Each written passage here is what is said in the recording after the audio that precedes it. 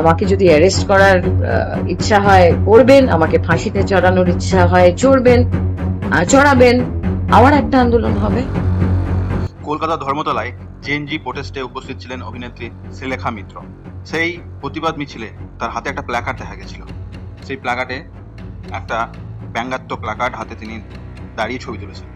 এখন এই প্ল্যাকার্ড নিয়ে দাঁড়িয়ে ছবি তুলেছেন এবং এই অশ্লীল প্ল্যাকার্ড কেন তার হাতে, এই নিয়ে নানান জায়গায় নানান রকম প্রশ্ন উঠছে এবং তার বিরুদ্ধে থানায় এফআইআরও হয়েছে। এবং এই বিষয়টা নিয়ে নানান দিকে নানান জনে নানান মত শোনা যাচ্ছে। মুখ্যমন্ত্রী বলেছেন তার বিরুদ্ধে ব্যবস্থা নেওয়ার কথা, এবং সেই সঙ্গে সঙ্গে ফেসবুকে বিভিন্ন পোস্টে দেখা যাচ্ছে তাকে নিয়ে নানান রকম মন্তব্য করতে। এবং এই ঘটনার পরেই তিনি তার ফেসবুক লাইভে এসে এই যাবতীয় যে ঘটনাটা ঘটেছে মিছিলের মধ্যে তার একটা ব্যাখ্যা দেওয়ার তিনি চেষ্টা করেছেন, এবং এই ব্যাখ্যা দিয়ে তিনি বোঝানোর চেষ্টা করেছেন কোন পরিস্থিতির মধ্যে দাঁড়িয়ে তিনি এই ছবিটা নিয়ে হাতে দাঁড়িয়েছিলেন। এবং সেই জায়গায় হচ্ছে যে এই ছবিটা তার নিতান্তই ভুল করে তুলে নেওয়া একটা ছবি, যেটা তিনি সেদিনকে চশমাটাও নিয়ে যায়নি, এবং তার জন্য সে ছবিটাতে কি আদৌ আছে সেটা তিনি দেখতেও পারেননি।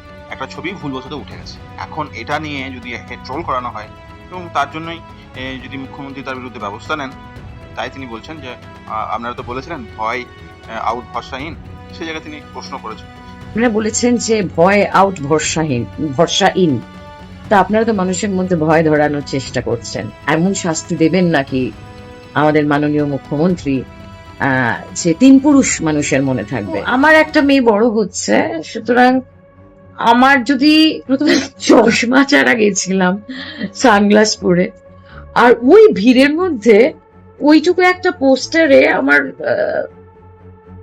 মোদিজির বিলো দ্য বেল্টের দিকে আমার চোখটা যায়নি। কি করব বলুন তো?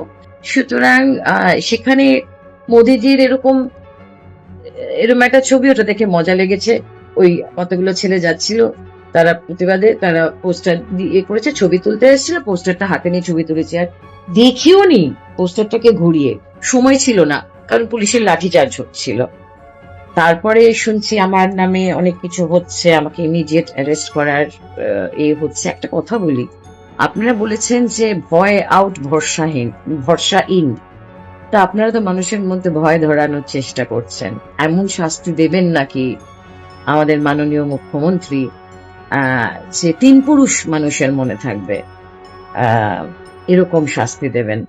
তো একটু শাস্তি আমি আপনার থেকে এই করছি যে আপনার যারা আত্মসহায়ক, যারা পরপর মৃত্যু মুখে মানে মৃত্যু হয়েছে, আপনি তাদের আগে খুব কড়া আগে শাস্তি দিন। তারপরে আমাদের যারা আন্দোলনকারী বা আন্দোলনকারীদের সাথে কিছুটা হলেও যুক্ত হয়ে নিজেদেরকে একটা ঐতিহাসিক আন্দোলনের সঙ্গে থেকে নিজেদেরকে ধন্য মনে করছি, তারপরে আমাদের শাস্তি যদি মনে করে থাকেন।